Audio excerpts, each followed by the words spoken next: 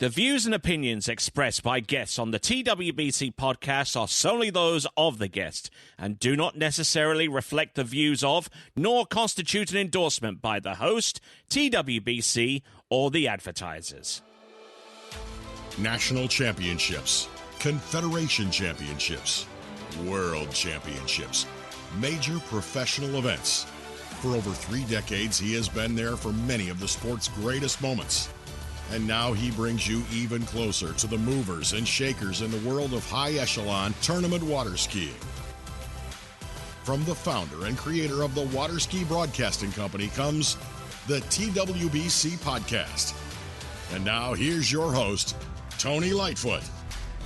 Well, greetings one and all, and welcome to this latest episode of the TWBC Podcast. I am the aforementioned Tony Lightfoot, and coming to you from Lake Grew, which is the home of Ski Fluid, and at the Mastercraft Pro.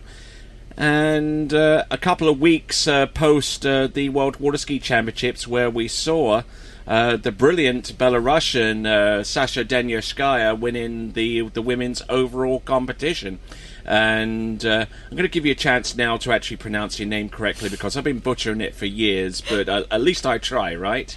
Yeah, no, thank you. A lot of people don't even try because it's a lot of letters. So my name is Aliaksandra Danisheuskaya, but I go by Sasha because it's short and simple. Fair enough, fair enough. Okay, so you achieved the dream of a lifetime a few weeks ago at the World Championships by taking the World Overall Championship. How's life been since then? Oh, well, it's been awesome. I mean, it's been a dream, so I just feel happy and still kind of trying to process it. So it's awesome. I can't complain. I don't know when it's gonna go away, but now I'm still enjoying it. Excellent stuff. Excellent stuff. So, kind of give us an idea of the process of what it took to get to that world overall title. I mean, how long? How long have you been in the United States for now? I would say since college. I would say, which was when. So I went to my first training camp to ski with Scott Ellis and Matthew Ellis in 2014, I believe, beginning, like 2013. Then I got recruited to Monroe, went to college for 4 years, and now I am in Orlando for 3 years. So 7, 8 years now. 7, 8 years, okay. And you went to UR Monroe. What did you graduate with? I graduated with computer science. Computer science. You're someone after my own heart. But I mean, I'm a mass communication major, so there's a lot of computing going on in each realm. So, coming into this year, what were your goals? I mean, aside from the World Overall Championship, there were a number of pro tournaments that you competed in, King of Darkness and Lord knows what else. I mean, what kind of solid goals did you set for yourself at the beginning of the season? So, the end of last year, kind of looked at my scores and I knew if I ski well, I can podium for overall worlds. So that was my main goal. Obviously the Europeans, and just try to ski all the jump events and just ski all of them and see how I place and stuff. I had a little bit of the health issues in the beginning of the year, so I couldn't really perform. What kind of health issues? A little bit of vertigo and dizziness, so I couldn't really recover and ski all 3 events the way I wanted to. So the year I planned didn't really happen, but really glad that by the end of the year everything came together and I was able to ski the way I was supposed to the whole season. For someone who's been a jumper at your caliber for such a long time, vertigo just seems to be rather an unusual thing to be suffering from at this stage of your career. It happens, but just deal with it, do PT, and yeah. Okay.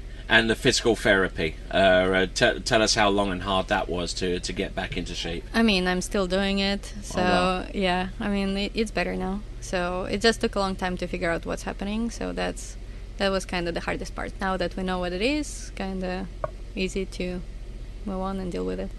All right, and also a major part of anyone's performances is the mental aspect of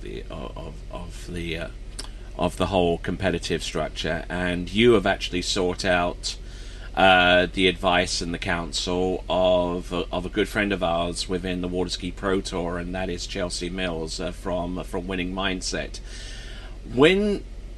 Give us a little bit of a sense as to what that was like in the beginning, because I mean, did she reach out to you, or did you reach out to her? And what circumstances kind of drove your decision either way? No, I reached out. So like I truly believe that like it's a big part of any athlete. Like you can be physically strong, but if you mentally struggle, it like you cannot achieve anything. So I have been working with some therapists from home, but because I'm in States now, it's kind of hard to do online, and I have been trying to find somebody here in States.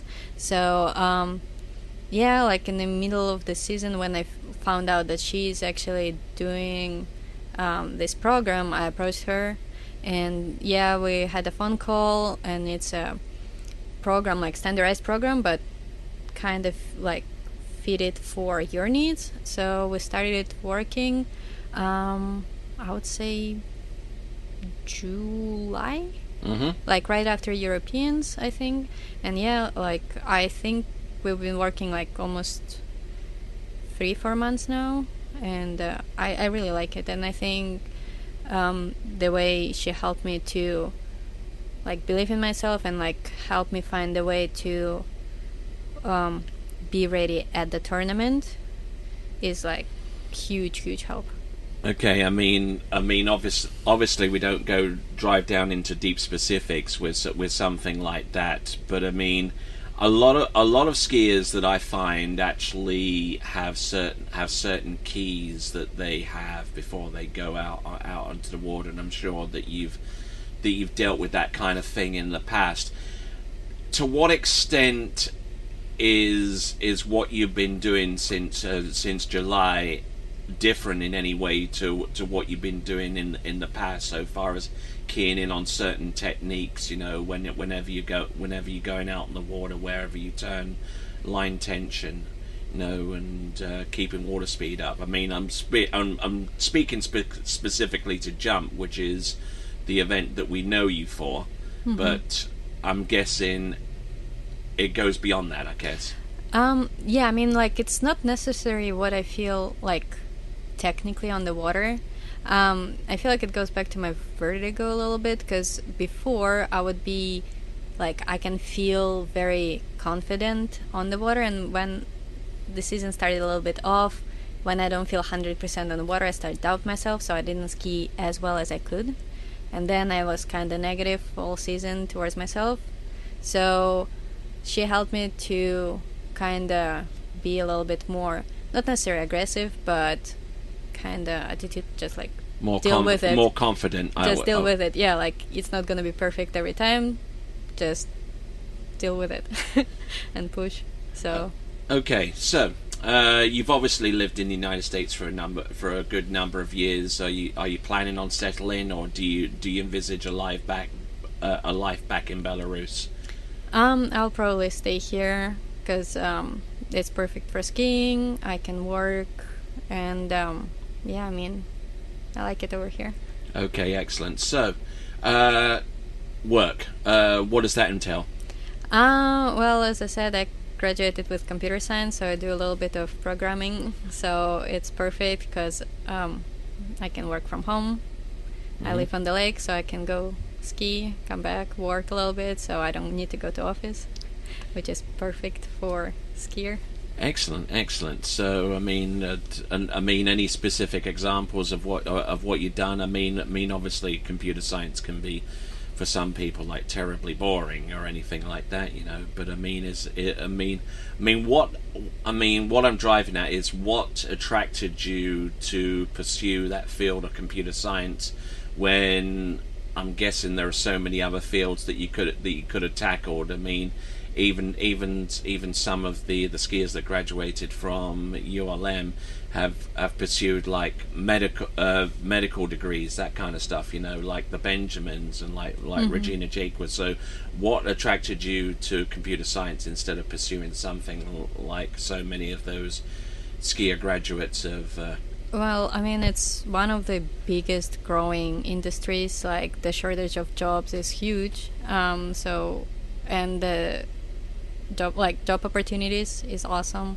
Second of all, like, I like math and problem solving, so that's kind of my like mentality, I guess. Like, I like math, physics, so that's kind of what I vision myself to working towards. Like, it would be either engineering or computer science. So I couldn't see myself doing medicine. I'm not really into like you don't like the look of blood or anything yeah, like that. Yeah, exactly. So yeah, and I don't think I could work with a huge amount of people either, because I feel like I wanted something remote, because I envisioned myself skiing for a longer time. So I feel like computer science was one of these jobs that I could see myself doing like remotely.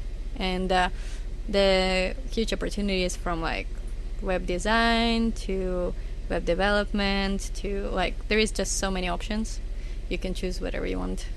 Oh, excellent. And I do a little bit of web development and all that kind of stuff, so maybe we can talk later on. Anyways, so before you came over to Belarus, I mean it was like 7-8 years ago. I mean, now do you ever look back at your time at in Belarus and like reminisce a little bit and kind of wish for some of the simpler things that were present there, or you know, type deal? Do you ever reminisce about what your life was like there? I mean, so much? I miss my family a lot, obviously. So it was awesome that I mean, I live 15 minutes from my lake at home, so it was awesome that I could live in a house, go ski, come back. And back home, when you grow up, we have like a ski camp, so you grow up with all other kids. So that was awesome that you kind of have a training camp, but it's also you spend all the summer with all your friends. Mm-hmm. So that was pretty awesome. But like, I don't know if I would want the same thing right now. Yeah, because I mean, from what I'm able to ascertain, the training camps are very, very structured and regimented, you know. Yes. I mean, you instantly agreed with that, didn't you? Yes. So I mean, to what try and give us a sense of what that was like, you know, from its structure and its regimen type deal. So there is few coaches, like 5-6 coaches. Each coach has like 10-15 kids, and you have a schedule. So you ski 6 days a week, and you have day off no matter what. Like, we had day off every Tuesday, and you ski every day from like 8 a.m. till 6, and you have time slots. So you know your schedule, you always told like basically what to do. That's kind of what I struggled a little bit when I came to States, because before I always had plan made for me, how many times I'm skiing, what I'm doing, what tournaments I'm doing, and like how to prepare for it. When I'm here, I have to do it for myself. So yeah, and like basically if it's windy, rainy, cold, sunshine, you just go and ski because it's your time slot. And rain, sleet or shine, exactly, you had to go out there. Exactly, because it's your time slot, and there is 9 people behind you, and also waiting their turn. And y'all train during the winter as well, because you had the swimming pools, right? We actually don't, because I'm from Minsk. So yeah. Like when I grew up, we didn't have pool. We did go to training camp to Novopolotsk for like a couple weeks a year, but I didn't really ski that much in a pool. Yeah. Okay, so yeah, I was about to mention is that I mean there are quite a few skiers that have graduated out of that academy from Novopolotsk, and I was about to ask you if there was major differences between like Minsk and Novopolotsk. And I mean, aside from the fact that Minsk is the big city, it's the capital city of Belarus. Yeah, yeah, I did take geography, and Novopolotsk is like several miles. I mean, how many hours would you? It's would like you 3 hour drive. it's about a 3 hour drive. Yeah, so it's You not. know, It's pretty so close. I mean, 2 weeks out of the year training in the swimming pool in the middle of winter. I mean, So in the middle of the winter, we're still gonna practice 6 days a week. Our winter practice, so we run 30 minutes, then it's group stretch, then you have 40 minutes workout. Then we have like a circuit where you do gymnastics on a trampoline. hmm Then there is like it's 20 minutes, then you switch and you do 20 minutes. It's like pulley system when you do tricks with a rope, like, and the ski, like toes or hands. And then it's 20 minutes, you pull each other on a wooden ski. So you do toes or hands, and you do basically, instead of pull, you ski on the carpet. like a little rolling carpet. Exactly. Just make sure you don't catch an edge too quickly. Yeah, exactly. But yeah, we would do toes, like, but I mean, as a kid, it's like a lot of slides or like simple toe lines and stuff, or ski lines. It's, yeah. And then we would play basketball for another 30 minutes. So life wasn't as dreary and as and glum as a lot of people from the outside looking in on Belarus, would probably assume. So I mean, there was still a little bit of time for you to be yourself and that type of deal, So let me think here a little bit. I mean, we've dealt with your life here. We've dealt with your life in Belarus, and so I mean, you've risen to the level of world overall champion. I mean, how much exposure has your achievement gotten within the nation of Belarus? I mean, a little bit, but Not quite as much as one would expect, huh? I mean, wouldn't expect water skiing to get as much exposure as we would want to, just because it's not Olympic kind of sport. Like Belarus is Belarus supporting a lot of sports, but they care mainly about Olympic kind of sports. Of course, I mean, you can say that for a lot of other countries around the world, but Yeah. I mean, I'm trying to think of sports in which Belarus has actually excelled over the years, and I mean, not that many. the other girl just won the I don't know how you call it, gymnastics, not like the Oh, the rhythmic gymnastics. Rhythmic gymnastics, Yeah, yeah. she just won worlds like 2 days ago. So Okay. Yeah. So there is that. But I mean, so far as consistently producing champions and winners, Belarus has done a pretty darn good job when it comes down to World winners. Championship level. I mean, 2011 World Championships, the team title, several times European Yeah. champions at the team level. So yeah, I no, mean, it's that was huge. so I mean, Belarus. I mean, when Belarus actually has their full team of skiers and individuals ready to go, they're darn well hard to beat. Yeah, no, that's, yeah, absolutely. Especially just because we have only 2 clubs, and yeah, and the conditions we have to ski in, that's pretty amazing. All right then. So we'll leave the conversation here right now. We thank you very much for talking with us. Is there anything you'd like to say by way of thanks or acknowledging your supporters or that kind of stuff? I'm sure you got plenty because the road that you've taken to get here, it's been a long one and it's had a few obstacles. But I'm sure there are a good few people that you want to thank. Yeah, no, absolutely. Like my family, they always with me, and like that's the biggest support. So thank you. Thanks to Garcia family for their support and love. Thanks to my coaches. That's been a long ride. So thank you guys. So Cole Grant for helping me to bring the structure and like pushing me through. Thank you to Scott Ellis, Marianne, Matthew Ellis for pushing me, guys, and yeah, thank you to Taylor for dealing with me. All right then, and that was Sasha Danisheuskaya. I'm Tony Lightfoot, and this has been the latest episode of the TWBC podcast. So until next time, it is ciao for now. Thank you for listening to the TWBC podcast. Be sure to check out our website at waterskibroadcasting.com. Links to our presence on major social media platforms can be found there, as well as updates to our webcast and this podcast. Duplication or rebroadcasting of this broadcast without written consent of TWBC is prohibited. Subscribe to us on your favorite podcast platform and be sure to join us next time for the next edition of the TWBC podcast.